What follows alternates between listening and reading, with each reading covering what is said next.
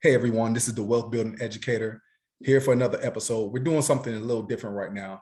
We started the channel earlier in 2021 to have those difficult conversations about money and to talk about how educators and people in general professions can build wealth. And that's exactly why we called it the Wealth Building Educator. I always believe that when you talk about wealth and education, it's like an oxymoron because it's just not really heard of that educators are out there building wealth. At least that's the perception, when in reality, one of the top professions that are self-made millionaires are actually educators.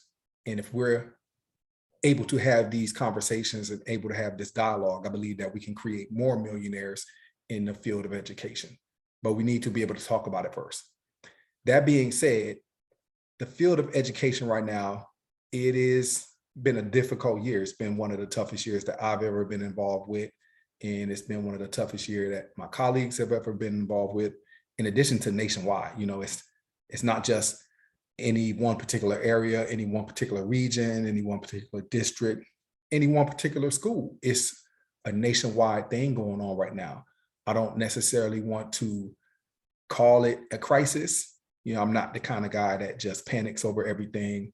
I do think, however, that it is important that we look at what's going on nationwide in our profession and try to figure out ways to mitigate some of the losses that we're having right now.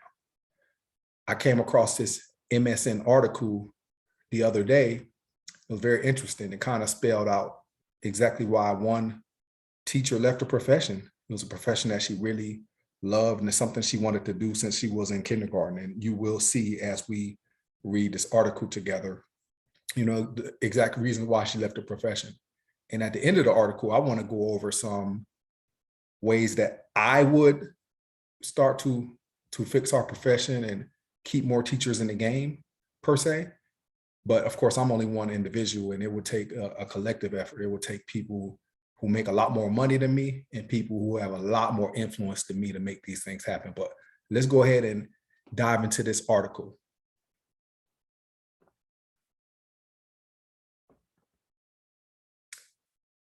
Okay, so the title of the article is "Teacher Leaving the Profession Says No Job is Worth This."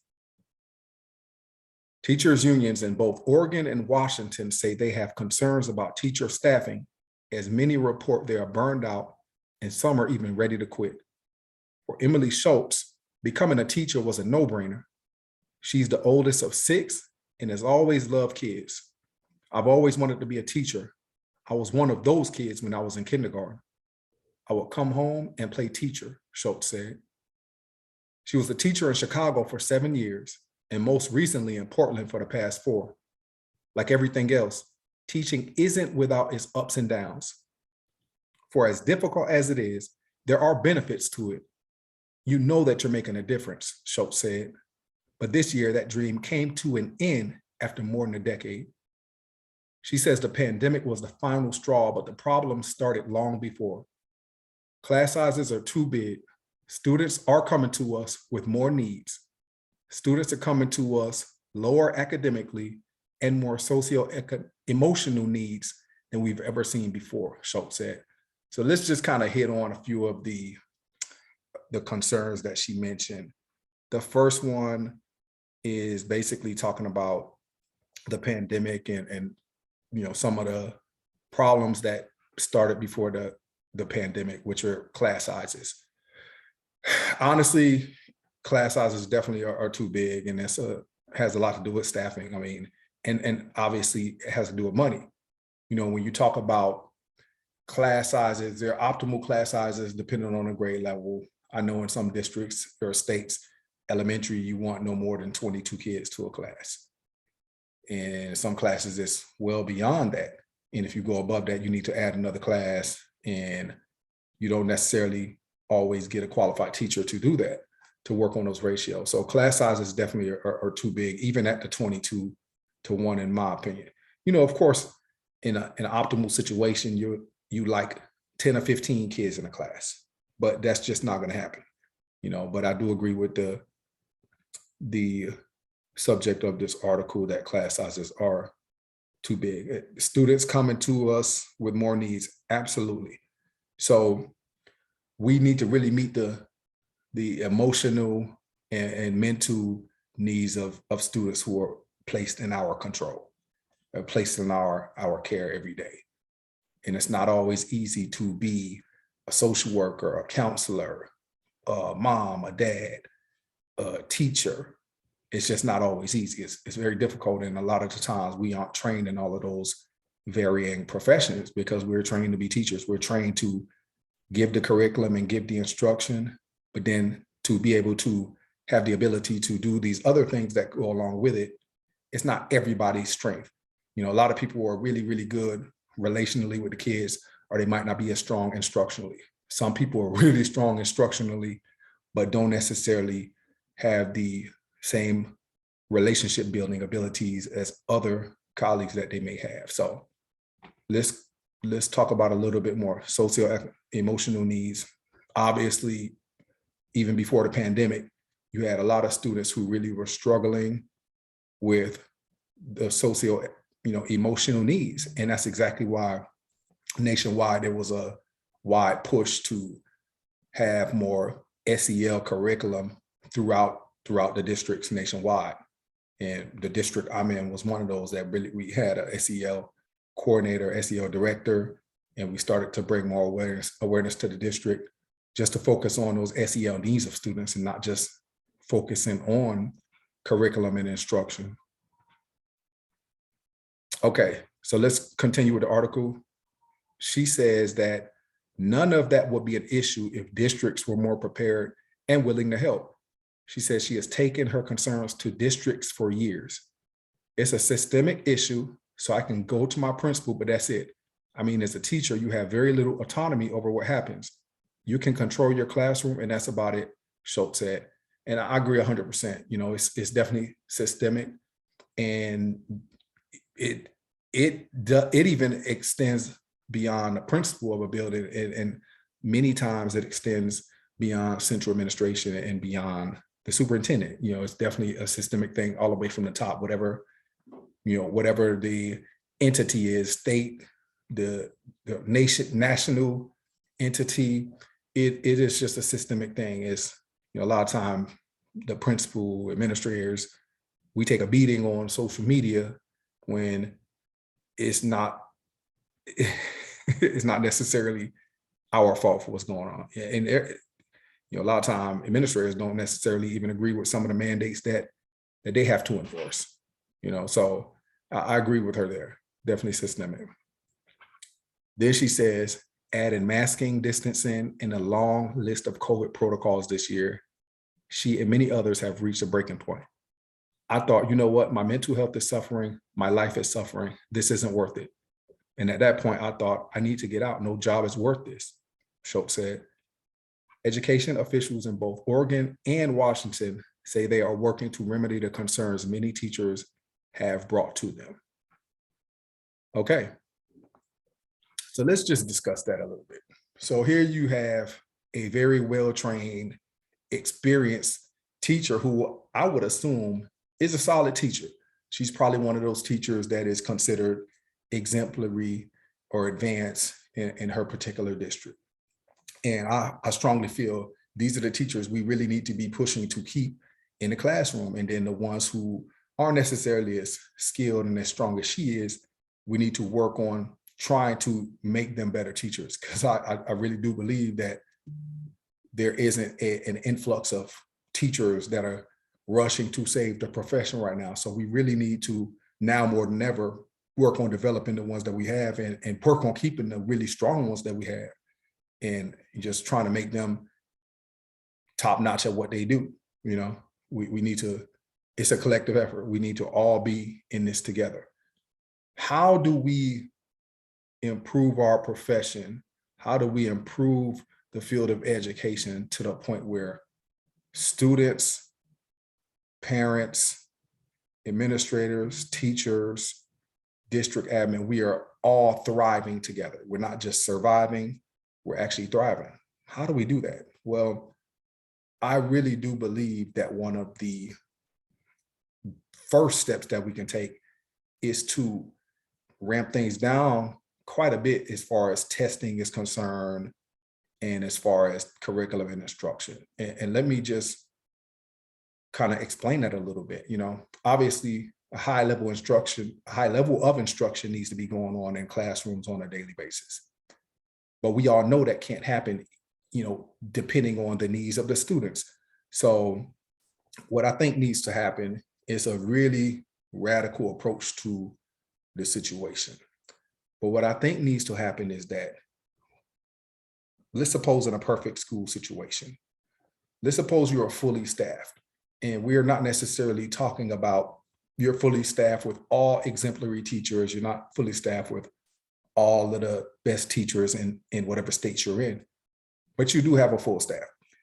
What if we had a situation where we could focus the first 2 months, not on curriculum and instruction, but the first 2 months of the school year, all we did was talk about building relationships. We changed the complete culture, or we completely changed the culture of that building by focusing 7-8 hours a day on building relationships with the kids, trying to get to know them for who they are, and working on their mental needs, having those social workers in the school, having the counselors being able to do their counseling job and, really truly get to know everything they need to know about the students, having the teachers be able to play those relationship building games and, doing various surveys, doing love language surveys with their students, having the administrators being able to do love language surveys with students and with staff. You truly focus 95% on just building relationships for the first 2 to 3 months of the school year. It's kind of like you are redoing things. You are building trust amongst your educational community, amongst your staff, amongst your school, amongst your students. What if we can do that? So, sometimes people ask, in a perfect world, what would you do? And that's what I would do. Obviously, that would be difficult because you are getting it from all over the place about, hey, what are you doing? What are you doing in your classroom? Well, we have these things. We have this curriculum we need to follow. We have this curriculum we need to follow. What if you were able to completely rewrite the curriculum, and that curriculum is basically, it's embedded that all you do for the first 2 or 3 months is focus on building relationships. That's it. What I think that would do is it will cut down on fights. It will cut down on bullying, however that may look. It will cut down on fights. It will cut down on bullying. It will cut down on students who don't feel like they belong at that school. Because let's be honest, regardless of the school that you're in, regardless of the school system, there's like a cast of students. There are students up here who feel loved and they feel belong. They feel they belong every day they walk into that school. They might get 100 to 200 or 300 hellos every single day.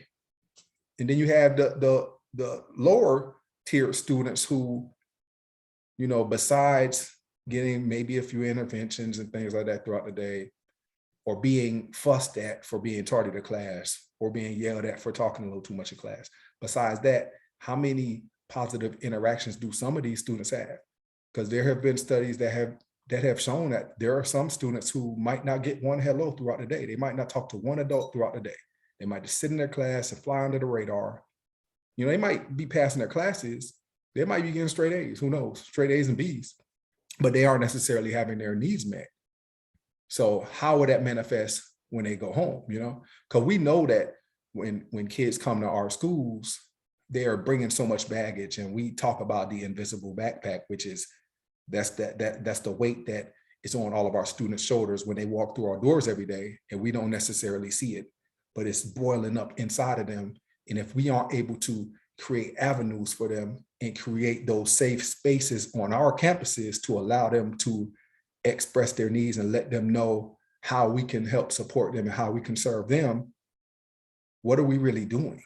What are we really doing? Are we really meeting the needs of the whole child? I think it's impossible when you walk into school in the first day of school, like you're diving deep into the curriculum because you were worried about all the mandates from the very top that are coming down to your classroom, and you're so stressed out with the testing and things like that, that from the moment school starts, you hit the ground running. And you know that this student, as we always call him, little Johnny, a little Rashad over here, you know he has these various struggles. They might be academic struggles, or they might be other struggles, but you can't necessarily pinpoint what's going on, because if you sit and talk to this kid for 15 minutes one day, you feel you're robbing the rest of your class out of that time. So what do? You write them up, or you kick them out, or you send them to an administrator or a counselor to handle that situation, when in reality, as a teacher, you are like the first line of defense. You are the first adult in that child's life that, in that school environment, that they should be able to feel comfortable enough to go to. It shouldn't always have to be another adult. It shouldn't always have to be a counselor. It shouldn't always have to be an administrator. So what if you had that space in your classroom where you felt safe enough to sit down and talk to this kid and build a relationship with this kid and figure out exactly what's going on?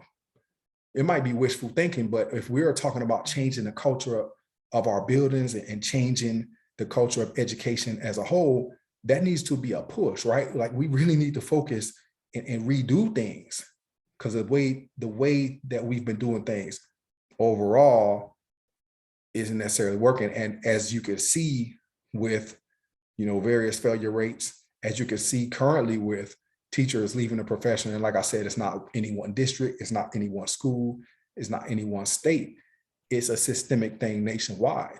And I just think that we need to focus so much on building relationships. And honestly, teachers have never been in a profession because of money. I knew as a kid, I knew career day 1988. I knew career day that I wanted to be a principal. I told them this. I didn't say I want to be in the NFL.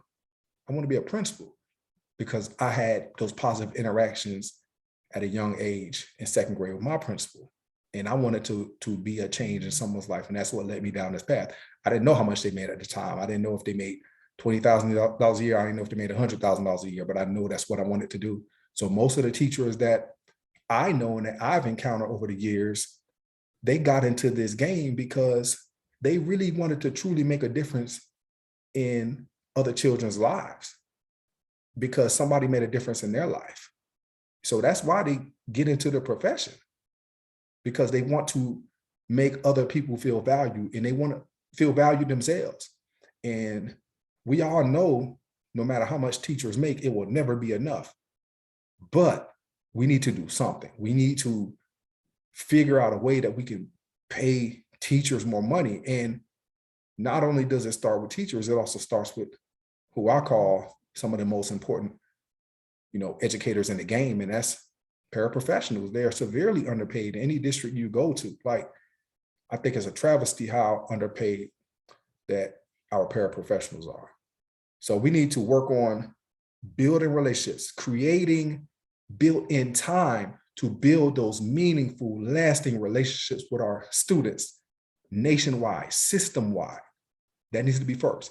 Then we really need to work on leveling up with the pay scale. We need to work on paying our teachers better.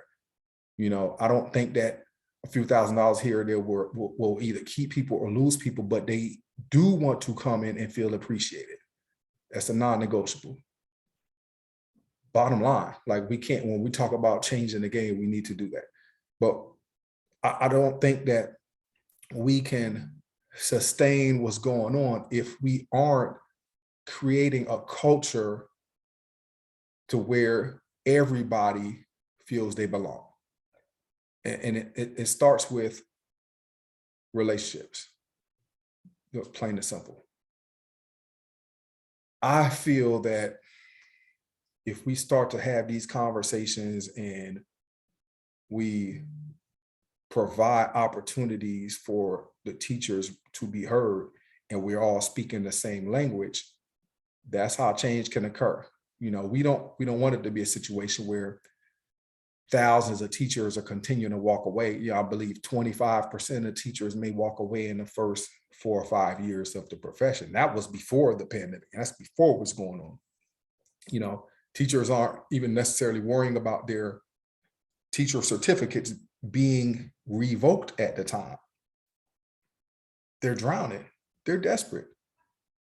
The trauma that students are facing every day, they're passing on to the teachers, and teachers are passing it on as well. It's like a revolving cycle right now, and we need to do something about it. And we can't do anything about it if we aren't provided with more opportunities to build relationships with our stakeholders in the educational community. But I'll tell you this, like, I can talk about this. I'm passionate about this. We can go on about this for hours and hours and hours. But I just really want to reiterate and put a spotlight on the fact that something needs to be done with the curriculum. It can't be one innovative principal who decides, let's scrap what we are expected to do and we're going to write our own curriculum for this school. Because at that point, you are going to have students who are academically behind whenever you do your checkpoints, your curriculum assessments and things like that.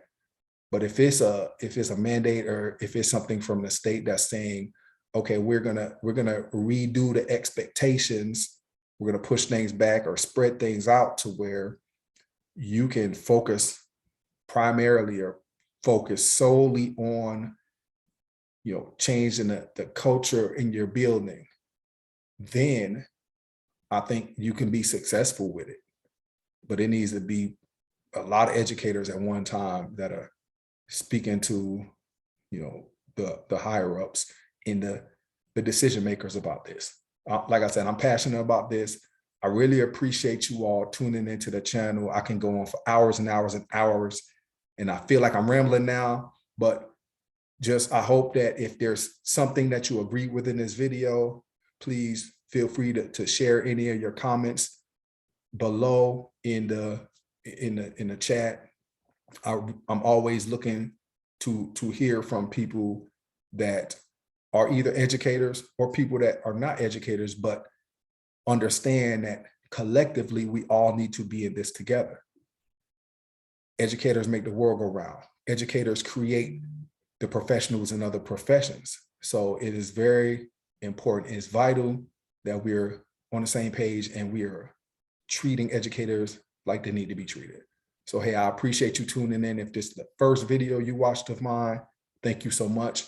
If this is a second or 10th video of mine that you have watched, I really appreciate you continuing to rock with me. And we're going to continue to have these difficult conversations. And please look out for more material that revolves around the state of education. Hey, I love you all. You all take it easy, okay? Thank you.